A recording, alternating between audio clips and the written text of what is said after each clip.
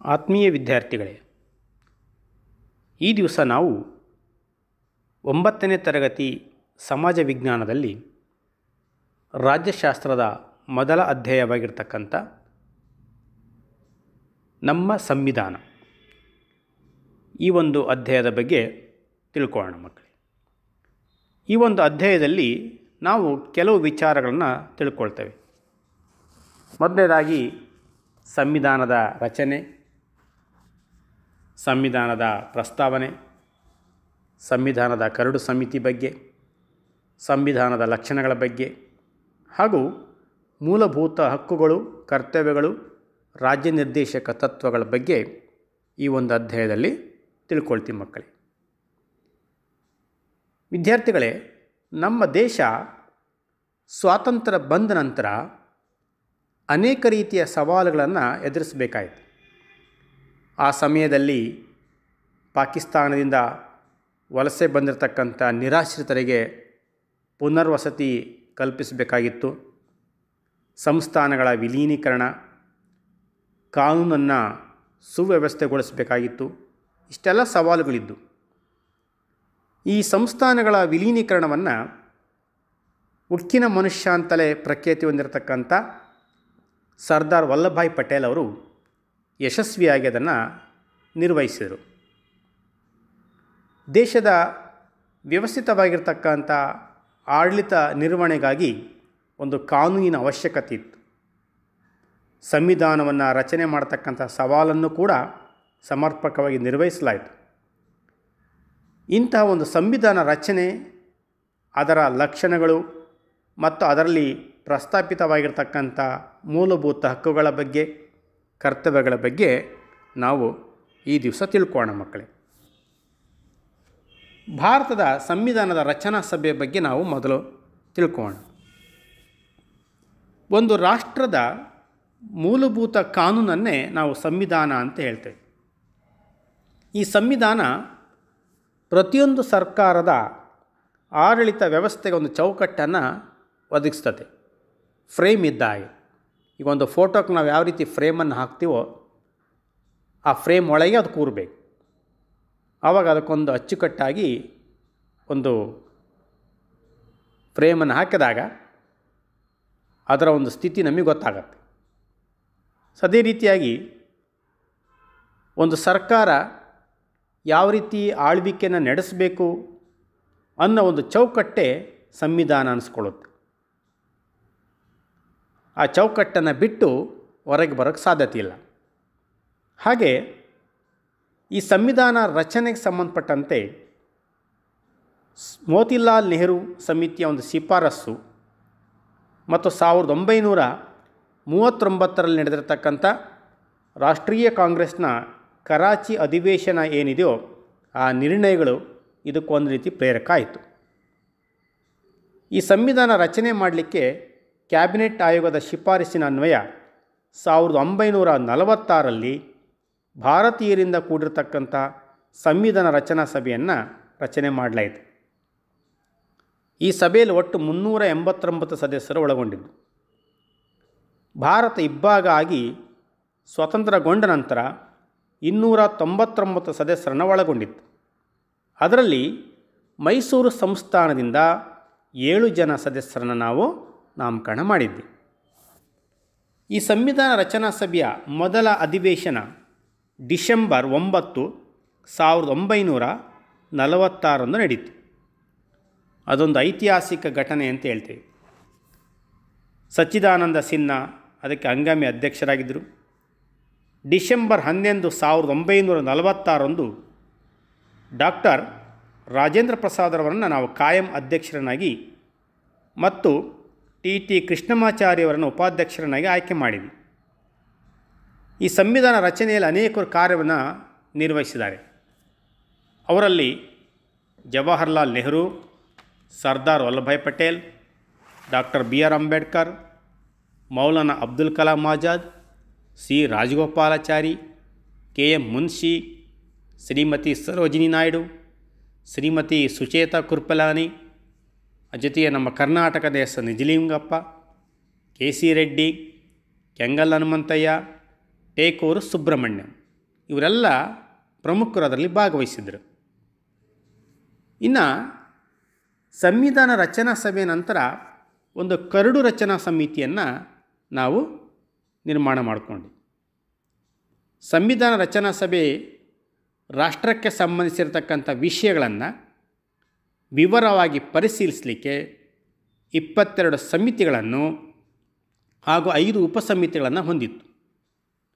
ಅವುಗಳಲ್ಲಿ ಭಾಳ ಪ್ರಮುಖವಾದ್ದು ಅಂದರೆ ಕರಡು ಸಮಿತಿ.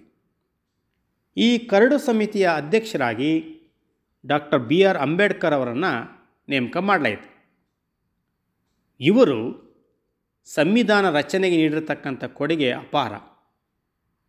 ಆದ್ದರಿಂದ ಅವರನ್ನು ನಾವು ಸಂವಿಧಾನ ಶಿಲ್ಪಿ ಅಂತ ಕರಿತೇವೆ.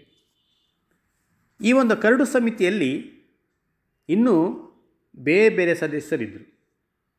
ಅವರು ಯಾರು ಅಂತೇಳಿದರೆ ಎನ್ ಗೋಪಾಲಸ್ವಾಮಿ ಅಯ್ಯಂಗಾರ್, ಅಲ್ಲಾಡಿ ಕೃಷ್ಣಸ್ವಾಮಿ ಅಯ್ಯರ್, KM ಮುನ್ಷಿ, TT ಕೃಷ್ಣಮಾಚಾರಿ, ಮೊಹಮ್ಮದ್ ಸಾದುಲ್ಲಾ ಹಾಗೂ C ಮಾಧವರಾವ್.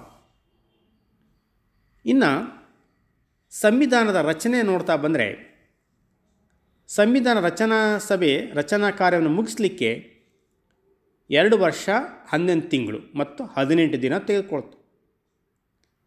ಈ ರಚನಾ ಸಭೆಯಲ್ಲಿದ್ದಿರತಕ್ಕಂಥ ಸಮಿತಿಗಳು ನಿರಂತರವಾಗಿ ಕೆಲಸ ನಿರ್ವಹಿಸಿ ಅನೇಕ ಸದಸ್ಯರುಗಳು ಮಂಡಿಸಿರತಕ್ಕಂಥ ತಿದ್ದುಪಡಿಗಳ ಮೇಲೆ ಚರ್ಚೆಯನ್ನು ನಡೆಸಲಾಯಿತು. ನಂತರ ಕರಡು ಸಂವಿಧಾನವನ್ನು ರಚನೆ ಮಾಡಲಾಯಿತು.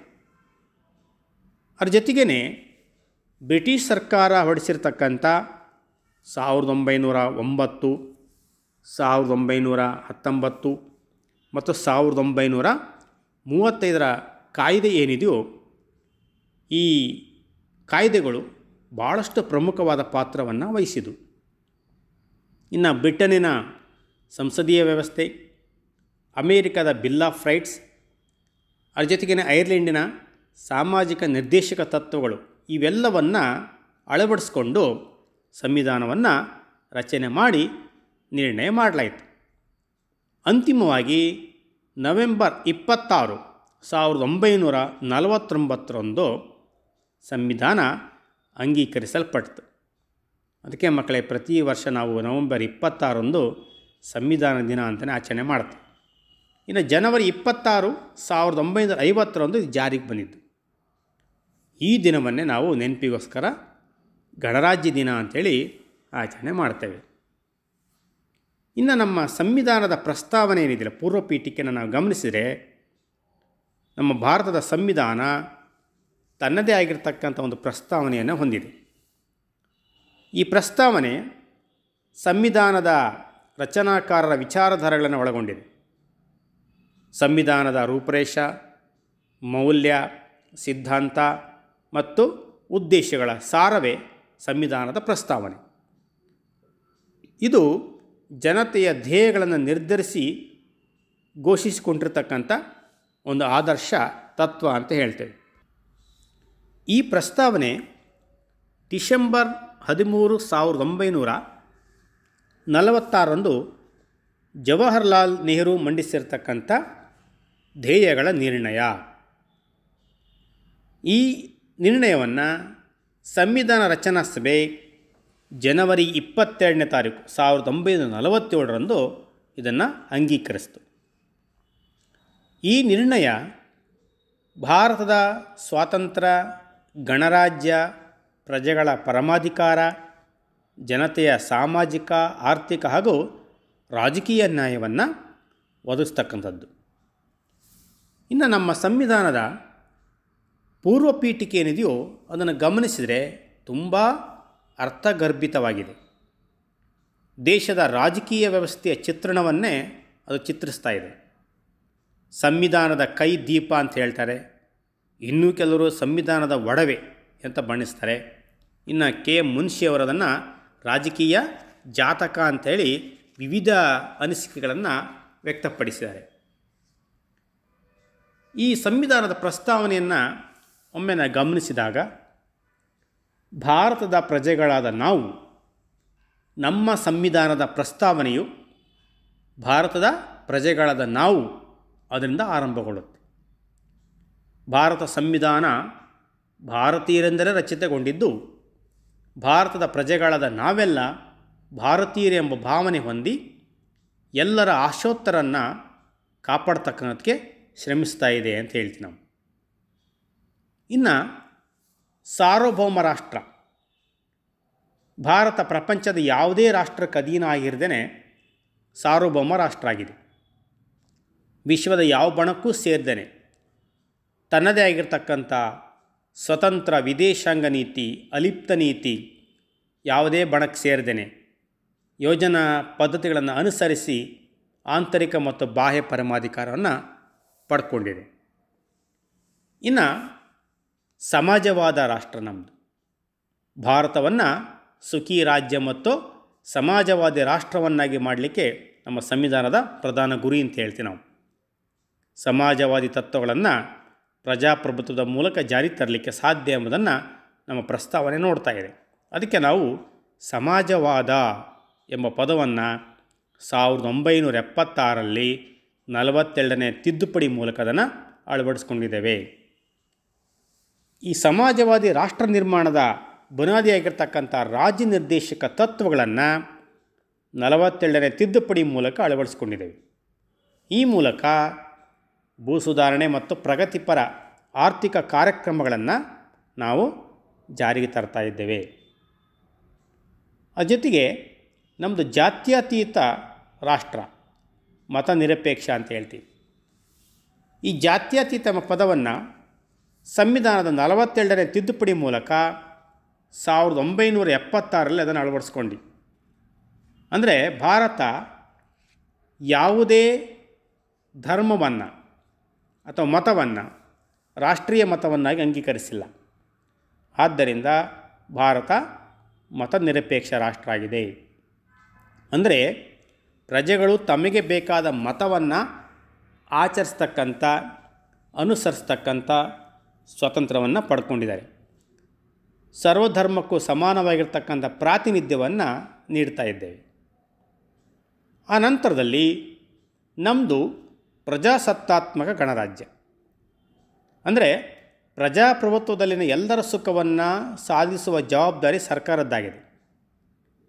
ರಾಷ್ಟ್ರದ ಸಮಸ್ಯೆಗಳನ್ನು ಚರ್ಚೆಗಳ ಮೂಲಕ ಬಗೆಹರಿಸ್ಕೊಳ್ತೇವೆ. 5 ವರ್ಷಗಳಿಗೊಮ್ಮೆ ನಡೀತಕ್ಕಂಥ ಸಾರ್ವತ್ರಿಕ ಚುನಾವಣೆಯಲ್ಲಿ ಮುಕ್ತ ಮತದಾನ ಪದ್ಧತಿ ನಮ್ಮ ಪ್ರಜಾಪ್ರಭುತ್ವವನ್ನು ಬಿಂಬಿಸ್ತಾ ಇದೆ.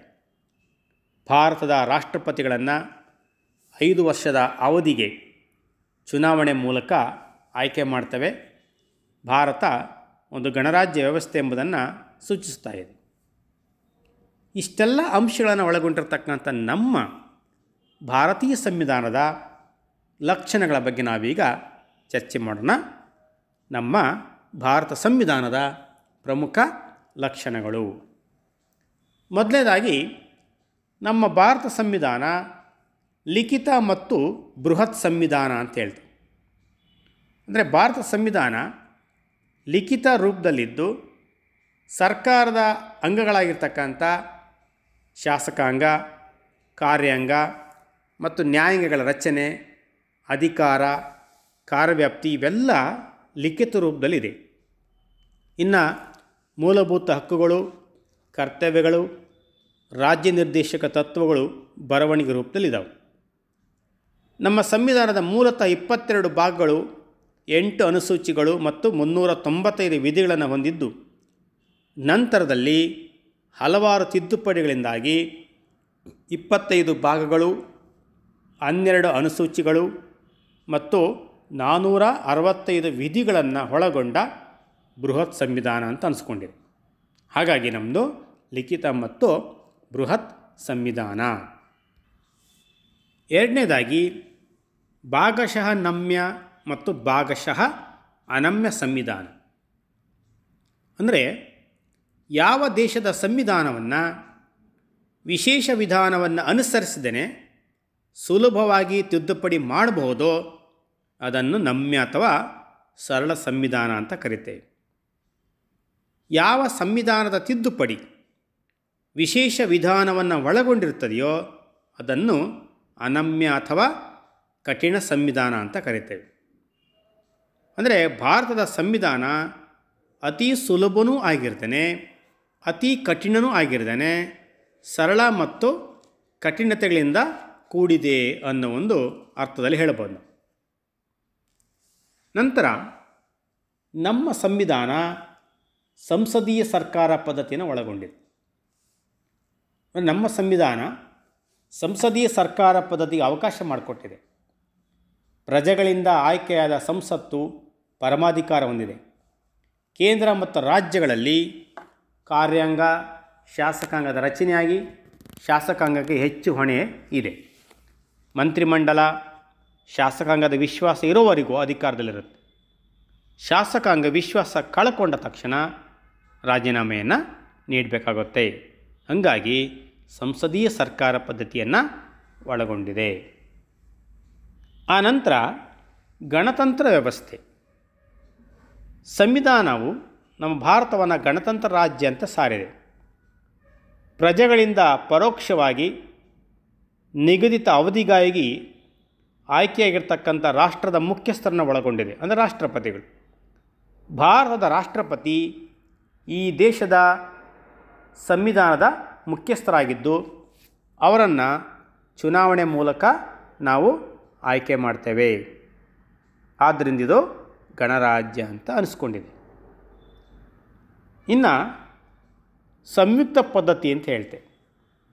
ಅಂದರೆ ಭಾರತ ವಿವಿಧ ಭಾಷೆ, ಜಾತಿ, ಜನಾಂಗ ಮತ್ತು ವಿಶಾಲ ಭೂಪ್ರದೇಶ ಹೊಂದಿರೋದ್ರಿಂದ ನಮ್ಮ ಸಂವಿಧಾನ ಸಂಯುಕ್ತ ಪದ್ಧತಿಗೆ ಅವಕಾಶ ಮಾಡಿಕೊಟ್ಟಿದೆ. ಕೇಂದ್ರ ಮತ್ತು ರಾಜ್ಯಗಳಲ್ಲಿ ಅಧಿಕಾರ ಹಂಚಿಕೆ ಆಗುತ್ತೆ. ಕೇಂದ್ರ ಪಟ್ಟಿಯಲ್ಲಿ 100 ವಿಷಯಗಳು ಬರ್ತವೆ, ರಾಜ್ಯ ಪಟ್ಟಿಯಲ್ಲಿ 61 ವಿಷಯಗಳು ಬರ್ತವೆ ಮತ್ತು ಸಮವರ್ತಿ ಪಟ್ಟಿಯಲ್ಲಿ 52 ವಿಷಯಗಳನ್ನು ಒಳಗೊಂಡಿದೆ. ಅಧಿಕಾರ ವಿಭಜನೆ ಆಗಿದೆ ಕೇಂದ್ರ ಸರ್ಕಾರ ಮತ್ತು ರಾಜ್ಯ ಸರ್ಕಾರದಲ್ಲಿ. ಈ ಎರಡೂ ಸರ್ಕಾರದ ನಡುವೆ ಏನಾದರೂ ವಿವಾದ ಉಂಟಾದರೆ ಹಾಗೆ ಅದನ್ನು ಬಗೆಹರಿಸಲಿಕ್ಕೆ ಸುಪ್ರೀಂ ಕೋರ್ಟು ಅಧಿಕಾರವನ್ನು ಪಡ್ಕೊಂಡಿದೆ. ಇನ್ನು ಮೂಲಭೂತ ಹಕ್ಕುಗಳು. ವ್ಯಕ್ತಿಯ ಸರ್ವತೋಮುಖ ಅಭಿವೃದ್ಧಿಗೆ ಅಗತ್ಯವಾದ ಸಂವಿಧಾನದಿಂದ ರಕ್ಷಿಸಲ್ಪಟ್ಟಿರತಕ್ಕಂಥ ಹಕ್ಕುಗಳನ್ನು ನಾವು ಮೂಲಭೂತ ಹಕ್ಕುಗಳು ಅಂತ ಹೇಳ್ತೇವೆ. ಈ ಹಕ್ಕುಗಳನ್ನು ದೇಶದ ಯಾವುದೇ ಕಾನೂನು ಕ್ರಮಗಳಿಂದಾಗಿ ಕೇಂದ್ರ, ರಾಜ್ಯ ಮತ್ತು ಅಧೀನ ಸರ್ಕಾರಗಳಾಗಲಿ ಅಥವಾ ಅಧೀನ ಸಂಸ್ಥೆಗಳಾಗಲಿ ಇದನ್ನು ಕಿತ್ಕೊಳ್ಳೋಂಗಿಲ್ಲ. ಮೂಲಭೂತ ಹಕ್ಕುಗಳಿಗೆ ಸಂವಿಧಾನಾತ್ಮಕವಾದ ಉಲ್ಲಂಘನೆ ಆದರೆ ಸುಪ್ರೀಂ ಕೋರ್ಟ್ ಅಥವಾ ಹೈಕೋರ್ಟಿಗೆ ನೇರವಾಗಿ ನಾವು ಮೊರೆ ಹೋಗ್ಬೋದು. ಇಂತಹ ಮೂಲಭೂತ ಹಕ್ಕುಗಳನ್ನು ನಮ್ಮ ಸಂವಿಧಾನದ 3ನೇ ವಿಭಾಗದಲ್ಲಿ ಅದನ್ನು ಅಳವಡಿಸ್ಕೊಂಡಿದ್ದೇವೆ. ನಂತರ ರಾಜ್ಯ ನಿರ್ದೇಶಕ ತತ್ವಗಳು. ನಮ್ಮ ಸಂವಿಧಾನದ 4ನೇ ವಿಭಾಗದಲ್ಲಿ ರಾಜ್ಯ ನಿರ್ದೇಶಕ ತತ್ವಗಳನ್ನು ಅಳವಡಿಸ್ಕೊಂಡಿದೆ. ಇವುಗಳನ್ನು ಐರಿಷ್ ಸಂವಿಧಾನದಿಂದ ಪಡ್ಕೊಂಡಿದೆ. ಇವುಗಳು ಸಾಮಾಜಿಕ ಮತ್ತು ಆರ್ಥಿಕ ಪ್ರಜಾಪ್ರಭುತ್ವನ ಸ್ಥಾಪಿಸಲಿಕ್ಕೆ ಒಂದು ರೀತಿಯಲ್ಲಿ ಬುನಾದಿಯಾಗಿದೆ. ಇವುಗಳನ್ನು ಸರ್ಕಾರ ಜಾರಿಗೊಳಿಸ್ತಿದ್ರೆ ನಾವು ನ್ಯಾಯಾಲಯದಲ್ಲಿ ಪ್ರಶ್ನೆ ಮಾಡಲಿಕ್ಕೆ ಬರೋದಿಲ್ಲ. ಆದರೂ ಸಹ ಇವು ದೇಶದ ಆಡಳಿತಕ್ಕೆ ಮೂಲ ಬುನಾದಿ ಅಂತ ಹೇಳ್ತೀವಿ. ದೇಶದ ಆಡಳಿತದಲ್ಲಿ ಇವುಗಳನ್ನು ಮೂಲಭೂತ ತತ್ವಗಳಂತಲೇ ಪರಿಗಣಿಸಿದ್ದೇವೆ. ಆದ್ದರಿಂದ ತ್ವರಿತವಾಗಿ ಮತ್ತು ಪ್ರಾಮಾಣಿಕವಾಗಿ ಅನುಷ್ಠಾನಕ್ಕೆ ತರಬೇಕಾಗಿದೆ. ಸರ್ಕಾರ ಸೇವೆಗಳಿಗೆ ಹೆಚ್ಚು ಗಮನವನ್ನು ನೀಡಬೇಕಾಗಿದೆ. ನಂತರ ಮೂಲಭೂತ ಕರ್ತವ್ಯಗಳು. ನಾವು ಹಕ್ಕುಗಳನ್ನು ಹೇಗೆ ಪಡ್ಕೊಂಡಿದ್ದೀವೋ ಕರ್ತವ್ಯಗಳನ್ನು ಹಾಗೆ ನಿಭಾಯಿಸಬೇಕು. ಇವು ಒಂದೇನೆರಡು ಮುಖ ಇದ್ದಾಗಿ, ಒಂದು ಮೂಲಭೂತ ಹಕ್ಕುಗಳು, ಮತ್ತೊಂದು ಮೂಲಭೂತ ಕರ್ತವ್ಯಗಳು. ರಾಜ್ಯಕ್ಕೆ ಅಥವಾ ರಾಷ್ಟ್ರಕ್ಕೆ ನಾವು ಏನು ಮಾಡಬೇಕು ಅನ್ನೋದೇ ಕರ್ತವ್ಯಗಳು. ನಮ್ಮ ಸಂವಿಧಾನದ 4ನೇ ಎ ವಿಭಾಗದಲ್ಲಿ 51 ವಿಧಿಯಲ್ಲಿ 11 ಮೂಲಭೂತ ಕರ್ತವ್ಯಗಳನ್ನು ಅಳವಡಿಸಿದೆ. ಮೂಲ ಸಂವಿಧಾನವು ಮೂಲಭೂತ ಕರ್ತವ್ಯಗಳನ್ನು ಒಳಗೊಂಡಿರಲಿಲ್ಲ. 1976ರಲ್ಲಿ 42ನೇ ತಿದ್ದುಪಡಿ ಕಾಯ್ದೆ ಅನ್ವಯ ನಾವು 10 ಮೂಲಭೂತ ಕರ್ತವ್ಯಗಳನ್ನು ಅಳವಡಿಸ್ಕೊಂಡಿದ್ವಿ. ಆದರೆ 2002ರಲ್ಲಿ ಸಂವಿಧಾನದ 86ನೇ ತಿದ್ದುಪಡಿ ಮೂಲಕ 6ರಿಂದ 14 ವರ್ಷ ವಯೋಮಿತಿಯಲ್ಲಿನ ಎಲ್ಲ ಮಕ್ಕಳಿಗೂ ಸಹ ಪೋಷಕರು ಕಡ್ಡಾಯವಾಗಿ ಶಿಕ್ಷಣ ಕೊಡಿಸ್ಬೇಕು ಅನ್ನೋ ಅವಕಾಶವನ್ನು ಕಲ್ಪಿಸಿದ್ವಿ ಅನ್ನೋ ಒಂದು ಕರ್ತವ್ಯವನ್ನು ಸೇರಿಸಿದ್ದೇವೆ. ಇದೇ 11ನೆಯ ಮೂಲಭೂತ ಕರ್ತವ್ಯ. ಹಾಗಾಗಿ ಈ ಮೂಲಭೂತ ಹಕ್ಕುಗಳು ಎಷ್ಟು ನಮಗೆ ಪ್ರಾಮುಖ್ಯತೆ ಇದೆಯೋ ಮೂಲಭೂತ ಕರ್ತವ್ಯಗಳು ಸಹ ಅಷ್ಟೇ ಪ್ರಮುಖ. ದೇಶದ ಪ್ರಜೆಯಾಗಿ ನಾವು ಈ ಕರ್ತವ್ಯಗಳನ್ನು ಪಾಲನೆ ಮಾಡಬೇಕು. ಅವುಗಳ ಬಗ್ಗೆ ನಾವು ನಂತರದಲ್ಲಿ ಸಂಕ್ಷಿಪ್ತವಾಗಿ ತಿಳ್ಕೊಳ್ಳೋಣ. ಇನ್ನು ಸ್ವತಂತ್ರ ಮತ್ತು ಏಕೀಕೃತ ನ್ಯಾಯಾಂಗ ವ್ಯವಸ್ಥೆ ಇದೆ. ನಮ್ಮ ನ್ಯಾಯಾಂಗ ಸ್ವತಂತ್ರವಾಗಿರ್ತಕ್ಕಂಥ ಮತ್ತು ಏಕೀಕೃತವಾಗಿರ್ತಕ್ಕಂಥ ವ್ಯವಸ್ಥೆಯನ್ನು ಪಡ್ಕೊಂಡಿದೆ. ಪ್ರಜೆಗಳ ಹಕ್ಕುಗಳನ್ನು ರಕ್ಷಿಸಿ ನಿರ್ಭಯದಿಂದ ಕೆಲಸ ಮಾಡಲಿಕ್ಕೆ ನ್ಯಾಯಾಲಯಗಳು ಸ್ವತಂತ್ರವನ್ನು ಪಡ್ಕೊಂಡಿದ್ದಾವೆ. ಶಾಸಕಾಂಗ ಮತ್ತು ಕಾರ್ಯಾಂಗಗಳು ನ್ಯಾಯಾಂಗದ ಕಾರ್ಯದಲ್ಲಿ ಹಸ್ತಕ್ಷೇಪ ಮಾಡೋ ಹಾಗಿಲ್ಲ. ಭಾರತದಲ್ಲಿ ಸಂಯುಕ್ತ ವ್ಯವಸ್ಥೆ ಇದ್ದರೂ ಸಹ ಏಕೀಕೃತ ನ್ಯಾಯಾಂಗ ವ್ಯವಸ್ಥೆಯನ್ನು ಅಳವಡಿಸಿದೆ. ಆದ್ದರಿಂದ ಸರ್ವೋಚ್ಚ ನ್ಯಾಯಾಲಯ ಪ್ರಮುಖ ಅಂತೀವಿ. ಅದರ ಅಡಿಯಲ್ಲಿ ಉಚ್ಚ ನ್ಯಾಯಾಲಯಗಳು ಮತ್ತು ಇತರೆ ಅಧೀನ ನ್ಯಾಯಾಲಯಗಳು ಕಾರ್ಯವನ್ನು ನಿರ್ವಹಿಸ್ತವೆ. ಈ ನ್ಯಾಯಾಂಗ ವ್ಯವಸ್ಥೆ ಬಗ್ಗೆ ನಾವು ಮುಂದಿನ ಅಧ್ಯಾಯದಲ್ಲಿ ಸವಿಸ್ತಾರವಾಗಿ ತಿಳ್ಕೊಳ್ಳೋಣ. ನಂತರ ಏಕಪೌರತ್ವ ಅಂತ ಹೇಳ್ತೀವಿ. ಸಂವಿಧಾನವು ಜನತೆಯ ಸಂಕುಚಿತ ಪ್ರಾಂತೀಯ ಮನೋಭಾವನೆ ನಿಯಂತ್ರಣ ಮಾಡಲಿಕ್ಕೆ, ರಾಷ್ಟ್ರೀಯ ಭಾವನೆ ಬೆಳೆಸಲಿಕ್ಕೆ ನಾವು ಏಕಪೌರತ್ವಕ್ಕೆ ಅವಕಾಶ ಮಾಡಿಕೊಟ್ಟಿದ್ದೇವೆ. ಅಂದರೆ ಭಾರತದ ಯಾವುದೇ ಪ್ರಜೆ ಯಾವುದೇ ರಾಜ್ಯದಲ್ಲಿ ಜನಿಸಿದರೂ ಸಹ, ಯಾವುದೇ ಪ್ರದೇಶದಲ್ಲಿ ವಾಸಿಸಿದರೂ ಸಹ ಎಲ್ರಿಗೂ ಸಹ ಒಂದೇ ಪೌರತ್ವ ಇದ್ದು ಇದಕ್ಕೆ ಸಂಬಂಧಿಸಿದಂತೆ ಕಾನೂನು ಮಾಡಲಿಕ್ಕೆ ಸಂಸತ್ತಿಗೆ ಅಧಿಕಾರ ಕೊಟ್ಟಿದ್ದೇವೆ. ಆದರೆ ಅಮೇರಿಕದಲ್ಲಿ ದ್ವಿಪೌರತ್ವ ಇದೆ. ರಾಜ್ಯ ಪೌರತ್ವ ಬೇರೆ ಬರುತ್ತೆ, ರಾಷ್ಟ್ರ ಪೌರತ್ವ ಬೇರೆ ಬರುತ್ತೆ. ಆದರೆ ನಮ್ಮಲ್ಲಿ ಏಕತಾ ಭಾವನೆ ಮೂಡಿಸಲಿಕ್ಕೆ, ರಾಷ್ಟ್ರೀಯ ಭಾವನೆ ಮೂಡಿಸಲಿಕ್ಕೆ ನಾವು ಏಕಪೌರತ್ವಕ್ಕೆ ಅವಕಾಶ ಮಾಡಿಕೊಟ್ಟಿದ್ದೇವೆ. ಆದ್ದರಿಂದ ಭಾರತದ ಪ್ರಜೆಗಳೆಲ್ಲರೂ ಸಹ ಒಂದೇ ರೀತಿಯ ರೀತಿ ನಿಯಮಗಳಿಗೆ ನಾವು ಬದ್ಧರಾಗಿರಬೇಕಾಗತ್ತೆ. ಆದ್ದರಿಂದ ಇದು ಏಕಪೌರತ್ವ ಅಂತ ಕರಿತೀವಿ ನಾವು. ಇನ್ನು ವಯಸ್ಕ ಮತದಾನ ಪದ್ಧತಿ ಇದೆ. ನಮ್ಮ ಸಂವಿಧಾನ ವಯಸ್ಕ ಮತದಾನ ಪದ್ಧತಿಗೆ ಅವಕಾಶ ಮಾಡಿಕೊಟ್ಟಿದ್ದೇವೆ. ಯಾವುದೇ ತಾರತಮ್ಯ ಇಲ್ಲದೆ 18 ವರ್ಷ ಮೇಲ್ಪಟ್ಟ ಎಲ್ಲ ಪ್ರಜೆಗಳಿಗೂ ಸಹ ಈ ಮತದಾನದ ಹಕ್ಕನ್ನು ನೀಡಿದ್ದೇವೆ. ಇದು ಜನತೆಯ ಪರಮಾಧಿಕಾರದ ಸಂಕೇತ ಅಂತ ಹೇಳ್ತೇವೆ. ಇನ್ನು ದ್ವಿಸದನ ಶಾಸಕಾಂಗ. ಭಾರತದ ಶಾಸಕಾಂಗವನ್ನು ಸಂಸತ್ತು ಅಂತ ಕರಿತೇವೆ. ಈ ಸಂಸತ್ತು ದ್ವಿಸದನ ಪದ್ಧತಿಯನ್ನು ಒಳಗೊಂಡಿದ್ದು, ಲೋಕಸಭೆಯನ್ನು ಕೆಳಮನೆ ಅಂತ ಹೇಳ್ತೇವೆ, ರಾಜ್ಯಸಭೆಯನ್ನು ಮೇಲ್ಮನೆ ಅಂತ ಕರಿತೇವೆ. ಹಾಗಾಗಿ ಎರಡು ರೀತಿಯ ಶಾಸಕಾಂಗ ಮನೆಗಳನ್ನು ಒಳಗೊಂಡಿದೆ. ಅದಕ್ಕೆ ದ್ವಿಸದನ ಪದ್ಧತಿ ಅಂತ ಹೇಳ್ತೇವೆ. ಇನ್ನು ಪಕ್ಷ ಪದ್ಧತಿ. ರಾಜಕೀಯ ಪಕ್ಷಗಳು ಪ್ರಜಾಪ್ರಭುತ್ವ ವ್ಯವಸ್ಥೆ ಬುನಾದಿ ಅಂತ ಹೇಳ್ತೇವೆ. ಅಂದರೆ ಭಾರತದಲ್ಲಿ ಅನೇಕ ರಾಜಕೀಯ ಪಕ್ಷಗಳಿರೋದರಿಂದ ಬಹುಪಕ್ಷ ಪದ್ಧತಿ ಅಸ್ತಿತ್ವದಲ್ಲಿದೆ. ಸಾರ್ವತ್ರಿಕ ಚುನಾವಣೆಯಲ್ಲಿ ಬಹುಮತ ಪಡೆದಿರತಕ್ಕಂಥ ಪಕ್ಷ ಆಳುವ ಪಕ್ಷ ಆದರೆ ಉಳಿದ ಪಕ್ಷಗಳು ವಿರೋಧ ಪಕ್ಷಗಳಾಗ್ತವೆ. ಹಾಗಾಗಿ ಇಲ್ಲಿ ಪಕ್ಷ ಪದ್ಧತಿ ಸಾರ್ವತ್ರಿಕ ಚುನಾವಣೆ ಮೂಲಕ ನಿರ್ಧಾರ ಆಗುತ್ತೆ ಅಂತ ಗೊತ್ತಿದೆ ನಮಗೆ. ಇವಿಷ್ಟು ನಮ್ಮ ಸಂವಿಧಾನದ ಲಕ್ಷಣಗಳಾಯಿತು. ನಂತರ ಈಗಾಗಲೇ ಸಂವಿಧಾನದ ಲಕ್ಷಣಗಳಲ್ಲಿ ಉಲ್ಲೇಖ ಮಾಡಿದ ಹಾಗೆ ಭಾಳ ಪ್ರಮುಖವಾಗಿರ್ತಕ್ಕಂಥದ್ದು ಮೂಲಭೂತ ಹಕ್ಕುಗಳು ಮತ್ತು ಕರ್ತವ್ಯಗಳು. ಅವುಗಳ ಬಗ್ಗೆ ತಿಳ್ಕೊಳ್ಳೋಣ. ಒಂದು ವ್ಯಕ್ತಿಯ ವ್ಯಕ್ತಿತ್ವದ ವಿಕಸನಕ್ಕೆ ಅಗತ್ಯವಾಗಿರ್ತಕ್ಕಂಥ ಸಾಮಾಜಿಕ ಮತ್ತು ರಾಜಕೀಯ ವಾತಾವರಣವನ್ನೇ ನಾವು ಮೂಲಭೂತ ಹಕ್ಕುಗಳು ಅಂತ ಕರಿತೇವೆ. ಸಮಾಜದಲ್ಲಿ ಮನುಷ್ಯ ನಾಗರಿಕ ಜೀವನ ನಡೆಸಲಿಕ್ಕೆ ಮೂಲಭೂತವಾಗಿರ್ತಕ್ಕಂಥ ಹಕ್ಕುಗಳು ಭಾಳ ಅವಶ್ಯಕ. ಈ ಹಕ್ಕುಗಳು ಪ್ರಜಾಪ್ರಭುತ್ವದ ಯಶಸ್ಸಿಗೂ ಅಗತ್ಯವಾದವು.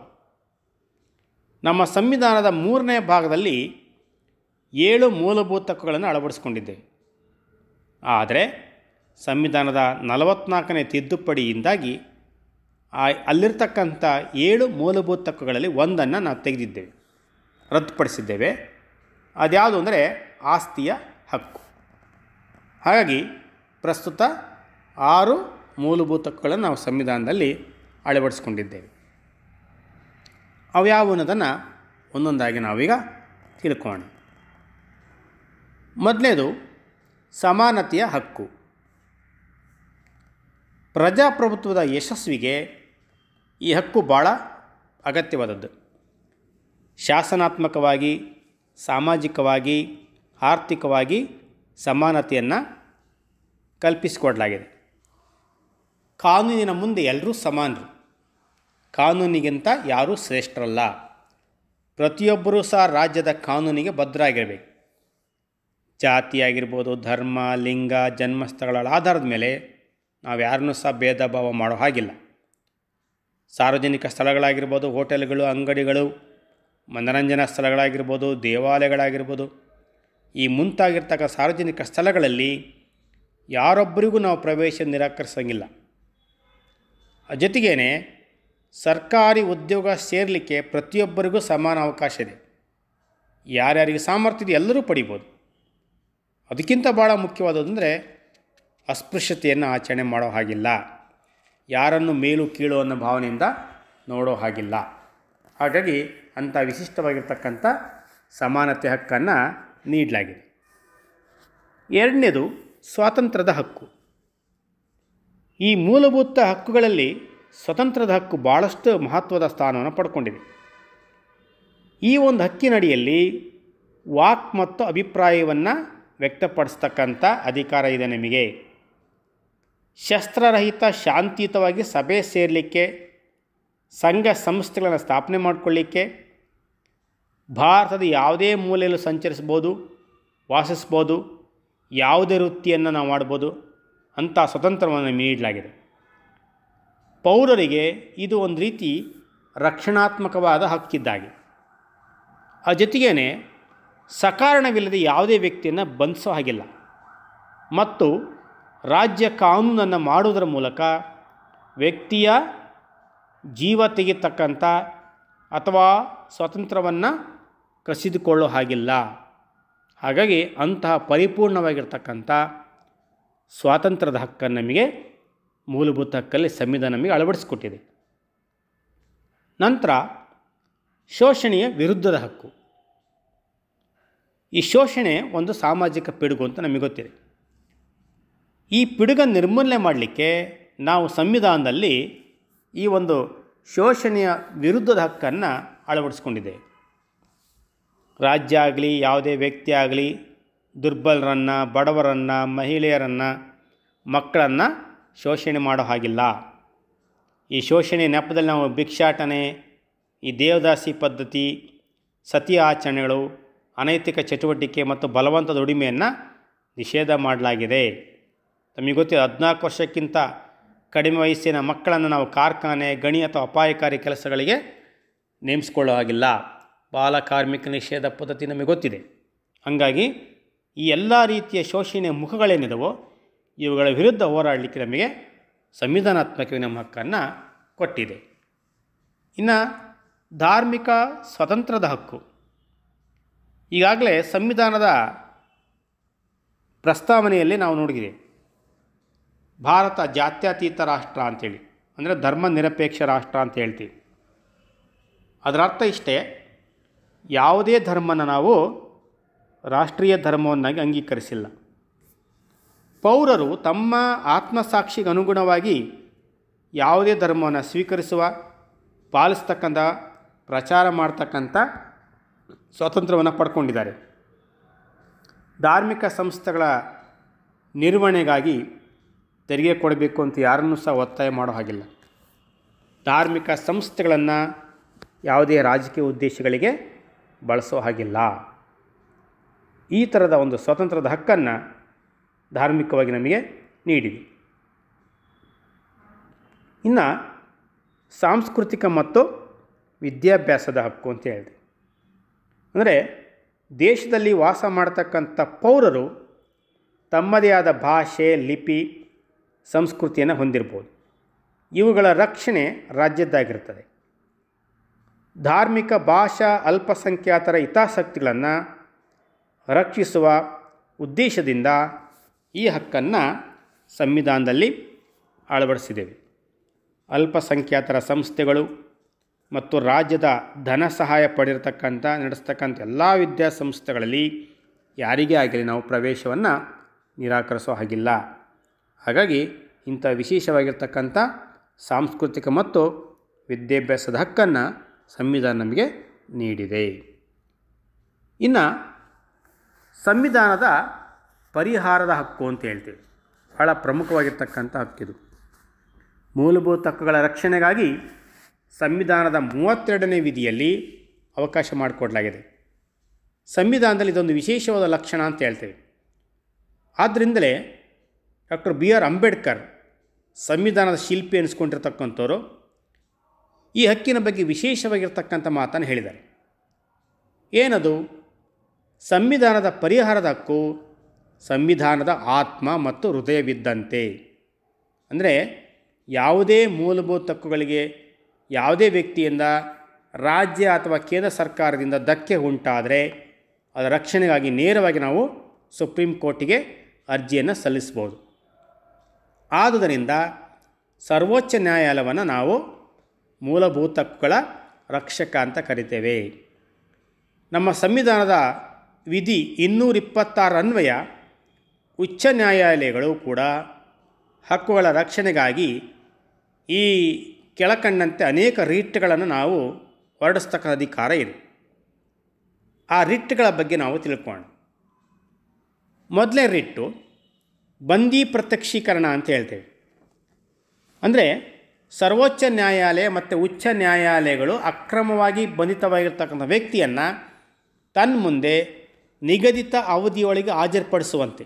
ಅಂದರೆ ಯಾವುದೋ ಒಂದು ಕೇಸಲ್ಲಿ ನಾವು ಯಾರೇ ಒಬ್ಬ ವ್ಯಕ್ತಿನ ಅರೆಸ್ಟ್ ಮಾಡಿದಾಗ ಅವನನ್ನು ತನ್ನ ಮುಂದೆ ತಾವು ನಿಗದಿಪಡಿಸಿರ್ತಕ್ಕಂಥ ಅವಧಿಯೊಳಗೆ ಹಾಜರುಪಡಿಸಬೇಕು ಅಂತೇಳಿದು ಆಜ್ಞೆ ಮಾಡುತ್ತೆ.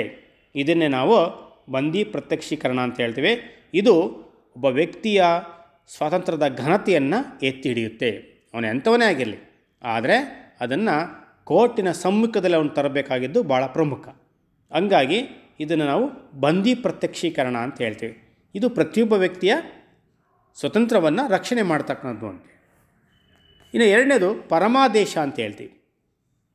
ಈ ಶಾಸಕಾಂಗ, ಕಾರ್ಯಾಂಗ ಅಥವಾ ಅವುಗಳ ಅಧೀನ ಸಂಸ್ಥೆಗಳು ನಿರ್ವಹಿಸಬೇಕಾಗಿರ್ತಕ್ಕಂಥ ಕಾರ್ಯಗಳನ್ನು ನಿರ್ವಹಿಸದೇ ಇದ್ದಾಗ ಸಂಬಂಧಪಟ್ಟ ಕಾರ್ಯಗಳನ್ನು ನಿಗದಿಯ ಅವಧಿಯೊಳಗೆ ಅದನ್ನು ನಿರ್ವಹಿಸುವಂತೆ ಸರ್ವೋಚ್ಚ ನ್ಯಾಯಾಲಯ ಅಥವಾ ಉಚ್ಚ ನ್ಯಾಯಾಲಯಗಳು ನೀಡ್ತಕ್ಕಂಥ ಆಜ್ಞೆಗೆ ನಾವು ಪರಮಾದೇಶ ಅಂತ ಹೇಳ್ತೀವಿ.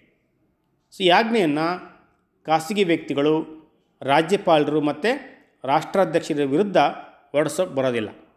ಬೇರೆ ರೀತಿಯ ಅಂಗಗಳಿಗೆ ಮಾತ್ರ ಕರ್ತವ್ಯ ನಿಭಾಯಿಸುವಂತೆ ಆಜ್ಞೆಯನ್ನು ಕೊಡ್ಬೋದು. ಇದಕ್ಕೆ ನಾವು ಪರಮಾದೇಶ ಅಂತ ಹೇಳ್ತೀವಿ. ಕೆಲವು ಸಂದರ್ಭದಲ್ಲಿ ಗೊತ್ತಿರ್ಬೋದು ನಿಮಗೆ, ಸುಪ್ರೀಂ ಕೋರ್ಟು ಸರ್ಕಾರಕ್ಕೆ ಕೆಲವು ಆದೇಶ ನೀಡ್ತಾ ಇರುತ್ತೆ. ಅಂದರೆ ಪ್ರಜೆಗಳಿಗೆ ಏನೋ ತೊಂದರೆ ಉಂಟಾದಾಗ ಅದಕ್ಕೆ ಸಂಬಂಧಪಟ್ಟಿರತಕ್ಕಂಥ ಕಾರ್ಯಯೋಜನೆ ಕೈಗೆತ್ತಿಕೊಳ್ಳಿಕ್ಕೆ ಸರ್ಕಾರಕ್ಕೆ ಎಚ್ಚರಿಕೆಯನ್ನು ನೀಡುತ್ತೆ. ಇದಕ್ಕೆ ನಾವು ಪರಮಾದೇಶ ಅಂತ ಹೇಳ್ತೇವೆ.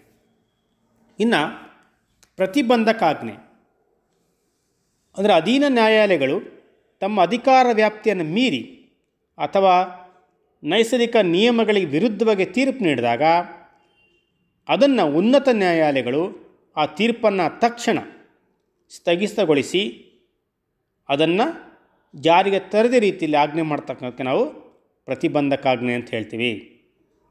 ಈ ಆಜ್ಞೆಯನ್ನು ಉನ್ನತ ನ್ಯಾಯಾಲಯದ ಅಧೀನ ನ್ಯಾಯಾಲಯಗಳ ವಿರುದ್ಧ ಮಾತ್ರ ಹೊರಡಿಸ್ಬೋದು. ಕೆಳಗಿನ ನ್ಯಾಯಾಲಯಗಳಿಗೆ ಉನ್ನತ ನ್ಯಾಯಾಲಯಗಳು ನೀಡ್ತಕ್ಕಂಥ ಅಧಿಕಾರ ಆಗಿರುತ್ತೆ. ಆನಂತರ ಉತ್ಪ್ರೇಕ್ಷಣಾ ಲೇಖ ಅಂತ ಹೇಳ್ತೀವಿ, ಸರ್ಶಿಯೋರರೇನು. ಅಂದರೆ ಅಧೀನ ನ್ಯಾಯಾಲಯಗಳು ತಮ್ಮ ಅಧಿಕಾರ ವ್ಯಾಪ್ತಿಯನ್ನು ಮೀರಿ ಅಥವಾ ನೈಸರ್ಗಿಕ ನಿಯಮಗಳಿಗೆ ವಿರುದ್ಧವಾಗಿ ತೀರ್ಪು ನೀಡಿದಾಗ ಉನ್ನತ ನ್ಯಾಯಾಲಯ ತೀರ್ಪಿಗೆ ಸಂಬಂಧಪಟ್ಟ ದಾಖಲೆಗಳನ್ನು ತನಗೆ ನೀಡುವಂತೆ ಆಜ್ಞೆ ಮಾಡ್ತಕ್ಕಂಥದ್ದೇ ಉತ್ಪ್ರೇಕ್ಷಣಾ ಲೇಖವಾಗಿರ್ತದೆ. ಕೊನೆಯದಾಗಿ ಅಧಿಕಾರ ಲೇಖ ಅಂತೀವಿ, ವಾರೆಂಟ್. ಅಂದರೆ ಸರಿಯಾದ ವ್ಯಕ್ತಿ ಸರಿಯಾದ ಸಾರ್ವಜನಿಕ ಸ್ಥಾನವನ್ನು ಹೊಂದುವಂತೆ ಉನ್ನತ ನ್ಯಾಯಾಲಯ ನೀಡತಕ್ಕಂಥ ಆಜ್ಞೆಯ ಅಧಿಕಾರ ಅಂತ ಹೇಳ್ತೀವಿ.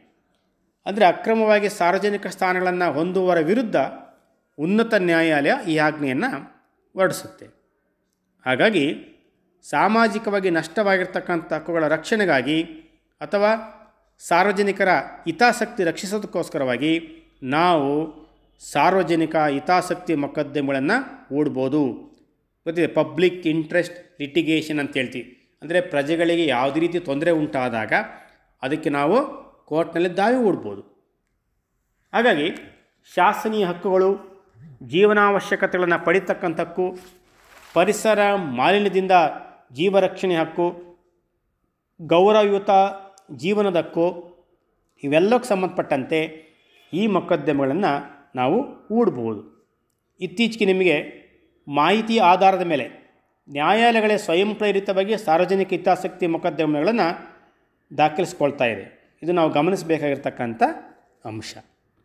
ಇವಿಷ್ಟು ನಮ್ಮ ಸಂವಿಧಾನದಲ್ಲಿ ಅಡಕವಾಗಿರ್ತಕ್ಕಂಥ ಮೂಲಭೂತ ಹಕ್ಕುಗಳು. ಈ ಮೂಲಭೂತ ಹಕ್ಕುಗಳು ಎಷ್ಟು ಪ್ರಾಮುಖ್ಯತೆಯನ್ನು ಪಡ್ಕೊಂಡಿದ್ದಾವೋ ಆ ಜೊತೆಗೆ ಮೂಲಭೂತ ಕರ್ತವ್ಯಗಳು ಸಹ ಅಷ್ಟೇ ಪ್ರಾಮುಖ್ಯತೆಯನ್ನು ಪಡ್ಕೊಂಡಿದ್ದಾವೆ. ಹಾಗಾದರೆ ಆ ಮೂಲಭೂತ ಕರ್ತವ್ಯಗಳು ಯಾವುವು ಅನ್ನೋದನ್ನು ನಾವೀಗ ತಿಳ್ಕೊಳ್ಳೋಣ ಮಕ್ಕಳೇ.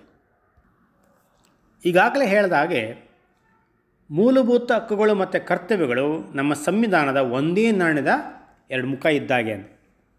ಕರ್ತವ್ಯರಹಿತ ಹಕ್ಕಿಗೆ ಪ್ರಾಮುಖ್ಯತೆ ಆಗಲಿ ಮೌಲ್ಯ ಆಗಲಿ ಇರೋದಿಲ್ಲ.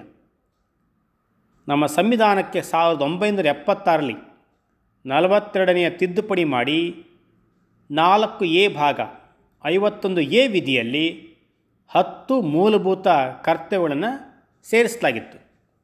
ಆದರೆ 2007ರಲ್ಲಿ 86ನೇ ಸಂವಿಧಾನ ತಿದ್ದುಪಡಿಯಂತೆ ಹೊಸದಾಗಿ 11ನೇ ಮೂಲಭೂತ ಕರ್ತವ್ಯವನ್ನು ಸೇರಿಸಿದ್ದೇವೆ. ಹಾಗಾಗಿ ನಮ್ಮ ಸಂವಿಧಾನದಲ್ಲಿ ಒಟ್ಟು 11 ಮೂಲಭೂತ ಕರ್ತವ್ಯಗಳಿದ್ದಾವೆ. ಈ ಕರ್ತವ್ಯಗಳನ್ನು ಪ್ರಾಮಾಣಿಕವಾಗಿ ಶ್ರದ್ಧೆಯಿಂದ ಪ್ರತಿಯೊಬ್ಬ ಭಾರತೀಯ ಪ್ರಜೆಯೂ ಸಹ ನಿರ್ವಹಿಸಬೇಕಾಗಿದೆ. ಹಾಗಾದರೆ ಆ ಮೂಲಭೂತ ಕರ್ತವ್ಯಗಳು ಯಾವುವು? Fundamental duties. ಮೊದಲೇದು, ನಮ್ಮ ಸಂವಿಧಾನ, ರಾಷ್ಟ್ರಧ್ವಜ ಮತ್ತು ರಾಷ್ಟ್ರಗೀತೆಯನ್ನು ಗೌರವಿಸಬೇಕು. ಪ್ರತಿಯೊಬ್ಬ ಭಾರತೀಯ ಪ್ರಜೆಯೂ ಸಹ ತುಂಬ ಗಮನದಲ್ಲಿಟ್ಕೊಳ್ತಕ್ಕಂಥ ಒಂದು ಕರ್ತವ್ಯ. ಯಾಕೆಂದರೆ ನಮ್ಮ ದೇಶ, ನಮ್ಮ ಸಂವಿಧಾನ, ನಮ್ಮ ರಾಷ್ಟ್ರಧ್ವಜ, ನಮ್ಮ ರಾಷ್ಟ್ರಗೀತೆಯನ್ನು ನಾವು ಅಷ್ಟೇ ಗೌರವದಿಂದ ಕಾಣಬೇಕು. ಭಾರತೀಯ ಪ್ರಜೆಗಳಾದ ನಾವು ಭಾಳ ಪ್ರಮುಖವಾಗಿ ನಿರ್ವಹಿಸಬೇಕಾಗಿರ್ತಕ್ಕಂಥ ಕರ್ತವ್ಯ. ಯಾಕೆಂದರೆ ಭಾರತೀಯರಾಗಿ ನಾವೇ ಗೌರವ ಕೊಡದೇ ಇದ್ರೆ ಹೇಗೆ? ಹಾಗಾಗಿ ರಾಷ್ಟ್ರಧ್ವಜದ ಬಗ್ಗೆ, ರಾಷ್ಟ್ರಗೀತೆಯ ಬಗ್ಗೆ ನಮಗೆ ಗೌರವ ಇರಬೇಕು. ನಮಗೆ ಗೊತ್ತಿದೆ ಅಲ್ವಾ, ನಾವು ರಾಷ್ಟ್ರಧ್ವಜ ಹೇಗೆ ನಾವು ಸೆಲ್ಯೂಟ್ ಮಾಡ್ತೇವೆ ಅಂತೇಳಿ. ರಾಷ್ಟ್ರಗೀತೆಯನ್ನು ನಾವು ಇಷ್ಟೇ ಸೆಕೆಂಡ್ನಲ್ಲಿ ಆಡಬೇಕು, ರಾಷ್ಟ್ರಗೀತೆಯನ್ನು ಹಾಡಬೇಕಾದ್ರೆ ಎದ್ದು ಗೌರವ ಕೊಡಬೇಕು. ಇವೆಲ್ಲವೂ ನಾವು ಪಾಲನೆ ಮಾಡಬೇಕು ಅಂತ. ಇನ್ನು ಸ್ವಾತಂತ್ರ್ಯ ಚಳವಳಿಯ ಸ್ಫೂರ್ತಿದಾಯಕ ಆದರ್ಶ ತತ್ವಗಳನ್ನು ಪಾಲನೆ ಮಾಡಬೇಕು. ಸ್ವತಂತ್ರ ಹೋರಾಟದಲ್ಲಿ ಅನೇಕ ಜನ ಮಹನೀಯರು ತಮ್ಮ ಪ್ರಾಣತ್ಯಾಗ ಮಾಡಿದರು. ಅವರ ಹೋರಾಟ ಆದರ್ಶ ತತ್ವಗಳನ್ನು ನಾವು ಜೀವನದಲ್ಲಿ ಅಳವಡಿಸ್ಕೊಳ್ಬೇಕು, ಅದನ್ನು ಪಾಲನೆಯೂ ಮಾಡಬೇಕು. ಇನ್ನು ಭಾರತದ ಸಾರ್ವಭೌಮತೆ, ಏಕತೆ, ಸಮಗ್ರತೆಯನ್ನು ಕಾಪಾಡ್ತಕ್ಕಂಥದ್ದು ಮತ್ತು ರಕ್ಷಣೆ ಮಾಡಬೇಕು. ನಾವು ನಮ್ಮ ರಾಷ್ಟ್ರ ಏಕತೆಯನ್ನು ಕಾಪಾಡ್ತಕ್ಕಂಥದ್ದು ನಮ್ಮ ಕರ್ತವ್ಯ. 4ನೇದು, ಅಗತ್ಯ ಬಂದಾಗ ರಾಷ್ಟ್ರವನ್ನು ರಕ್ಷಿಸಿ ನಾವು ದೇಶವನ್ನು ಸೇವೆ ಮಾಡಬೇಕು. ನಂತರ ಭಾರತೀಯರಲ್ಲಿ ಸಾಮರಸ್ಯ ಮತ್ತು ಸಹೋದರತ್ವ ಭಾವನೆಯನ್ನು ಬೆಳೆಸಬೇಕು. ಜೊತೆಗೇ ಮಹಿಳೆಯರ ಗೌರವಕ್ಕೆ ಭಂಗ ತರತಕ್ಕಂಥ ಯಾವುದೇ ಆಚರಣೆಯನ್ನು ನಾವು ಮಾಡಬಾರ್ದು, ಅದನ್ನು ತ್ಯಜಿಸಬೇಕು. ಇನ್ನು ನಮ್ಮ ಸಂಘಟಿತ ಸಂಸ್ಕೃತಿಯ ಪರಂಪರೆಯನ್ನು ಗೌರವಿಸಿ ರಕ್ಷಣೆ ಮಾಡಬೇಕು. ಅರಣ್ಯಗಳು, ಸರೋವರಗಳು, ನದಿಗಳು ಮತ್ತು ವನ್ಯಮೃಗಗಳು ಸೇರಿದಂತೆ ಪ್ರಕೃತಿ ಪರಿಸರವನ್ನು ರಕ್ಷಿಸಿ ಅದನ್ನು ಅಭಿವೃದ್ಧಿಪಡಿಸಬೇಕು. ಹಾಗೂ ಜೀವಂತ ಪ್ರಾಣಿಗಳಿಗೆ ಅನುಕಂಪವನ್ನು ತೋರಿಸಬೇಕು. ನಂತರ ವೈಜ್ಞಾನಿಕ ಹಾಗೂ ಮಾನವೀಯತೆಯ ಗುಣಗಳನ್ನು, ವಿಚಾರಗಳನ್ನು ಬೆಳೆಸ್ಕೊಳ್ಬೇಕು. ಹಾಗೂ ಸುಧಾರಣಾ ಮನೋಭಾವನೆಯನ್ನು ಬೆಳೆಸ್ಕೊಳ್ಬೇಕು. ಜೊತೆಗೇ ಸಾರ್ವಜನಿಕ ಆಸ್ತಿಯನ್ನು ರಕ್ಷಣೆ ಮಾಡಬೇಕು. ಹಿಂಸಾ ಮಾರ್ಗವನ್ನು ತ್ಯಜಿಸಬೇಕು. ಯಾವುದೋ ಚಳುವಳಿಯ ನೆಪದಲ್ಲಿ ಸಾರ್ವಜನಿಕ ಆಸ್ತಿ ಪಾಸ್ಗಳ ನಷ್ಟ ಉಂಟು ಮಾಡಬಾರ್ದು. ನಾವೆಲ್ಲ ಮಾಡ್ತೇವೆ. ಚಳುವಳಿ ಮಾಡಿದಾಗ ಬಸ್ಗಳಿಗೆ ಬೆಂಕಿ ಹಚ್ಚತಕ್ಕಂಥದ್ದು, ಟೈರ್ ಸುಡ್ತಕ್ಕಂಥದ್ದು, ಇನ್ಯಾವುದೋ ಆಸ್ತಿಗಳನ್ನು ಧ್ವಂಸ ಮಾಡ್ತಕ್ಕಂಥದ್ದು, ಪಾರ್ಕ್ಗಳಲ್ಲಿ ಧ್ವಂಸನ ಹಾಳು ಮಾಡ್ತಕ್ಕಂಥದ್ದು, ಈ ಥರ ಮಾಡ್ತಾ ಬರ್ತೇವೆ. ಹಾಗಾಗಿ ಇದು ನಮ್ಮ ಆಸ್ತಿ. ಹಾಗಾಗಿ ಆ ಸಾರ್ವಜನಿಕ ಆಸ್ತಿಯನ್ನು ಕಾಪಾಡಬೇಕಾಗಿದ್ದು ನಮ್ಮ ಕರ್ತವ್ಯ. ಇಂತಹ ಆಸ್ತಿಗಳನ್ನು ನಾವು ನಾಶ ಮಾಡಿದ್ದೇ ಆಗಿದ್ದರೆ ಅದರ ಬೆಲೆಯನ್ನು ನಾವೇ ತೆರಬೇಕಾಗುತ್ತೆ. ಹಾಗಾಗಿ ಅವುಗಳನ್ನು ರಕ್ಷಣೆ ಮಾಡಬೇಕಾಗಿದ್ದು ನಮ್ಮ ಕರ್ತವ್ಯ. ಇನ್ನು ಯಾವುದೇ ಚಳುವಳಿ ಮಾಡಬೇಕಾದ್ರೆ ಹಿಂಸಾತ್ಮಕವಾಗಿ ಮಾಡಬಾರ್ದು. ಹಿಂಸಾ ಮಾರ್ಗವನ್ನು ತ್ಯಜಿಸಬೇಕು ನಾವು. ಯಾಕೆಂತೇಳಿದ್ರೆ ಅಹಿಂಸಾ ಮಾರ್ಗದ ಮೂಲಕ ನಾವು ಹೋರಾಟ ಮಾಡಿ ನಾವು ಸ್ವಾತಂತ್ರ್ಯವನ್ನು ಪಡ್ಕೊಂಡಿರೋದು ತಮಗೆಲ್ಲ ಗೊತ್ತಿದೆ. ವಿಶ್ವದ ಯಾವುದೇ ರಾಷ್ಟ್ರಗಳು ಸಹ ಹಿಂಸಾತ್ಮಕ ಮಾರ್ಗದ ಮೂಲಕನೇ ಪಡ್ಕೊಂಡ್ರು. ಆದರೆ ಭಾರತ ಏಕೈಕ ರಾಷ್ಟ್ರ ಅಂದರೆ ಭಾರತ ಒಂದೇ ಅಹಿಂಸಾ ಮಾರ್ಗದ ಮೂಲಕ ಸ್ವತಂತ್ರವನ್ನು ಪಡ್ಕೊಂಡಿದ್ದು. ಇನ್ನು ವೈಯಕ್ತಿಕ ಹಾಗೂ ಸಾಮೂಹಿಕ ಚಟುವಟಿಕೆಯಲ್ಲಿ ನಮ್ಮ ಪ್ರಾವೀಣ್ಯತೆಯನ್ನು ಪ್ರದರ್ಶನ ಮಾಡಿ ನಮ್ಮ ರಾಷ್ಟ್ರದ ಗೌರವವನ್ನು ಕಾಪಾಡಬೇಕು. ಅದಕ್ಕೋಸ್ಕರ ನಾವು ಶ್ರಮ ಪಡಬೇಕು.